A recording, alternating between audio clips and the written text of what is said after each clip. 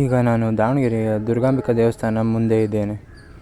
ಇದು ದಾವಣಗೆರೆಯಲ್ಲಿ ದುರ್ಗಾಂಬಿಕಾ ದೇವಸ್ಥಾನ ಎಂದು ಕರೆಸಿಕೊಳ್ಳುತ್ತದೆ. ಇಲ್ಲಿನ ಜನರೆಲ್ಲರ ದುಗ್ಗಮ್ಮನ ದೇವಸ್ಥಾನ ಅಂತ ಎಂದೇ ಕರೆಯುತ್ತಾರೆ.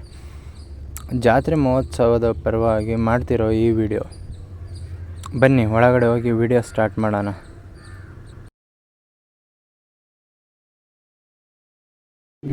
ಎಂಟ್ರೆನ್ಸಲ್ಲಿ ಕಾಲು ತೊಳ್ಕೊಂಡು ಒಳಗೆ ಬರಬೇಕು ಅಂತ ಅವರೇ ನೀರು ಹಾಕಿರ್ತಾರೆ.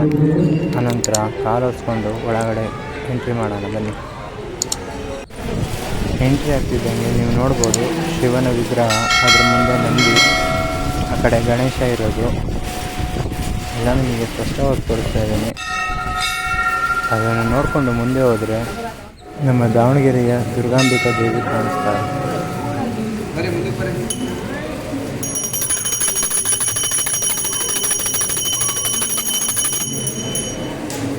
ದೇವಿಯ ದರ್ಶನ ಮಾಡಿಕೊಂಡು ಹಂಗೆ ಮುಂದೆ ಬಂದರೆ ಸೂರ್ಯನಾರಾಯಣ ವೀರಭದ್ರ ಸ್ವಾಮಿ ದೇವರು ಕೂಡ ಕಾಣಿಸುತ್ತೆ ಇಲ್ಲೇ.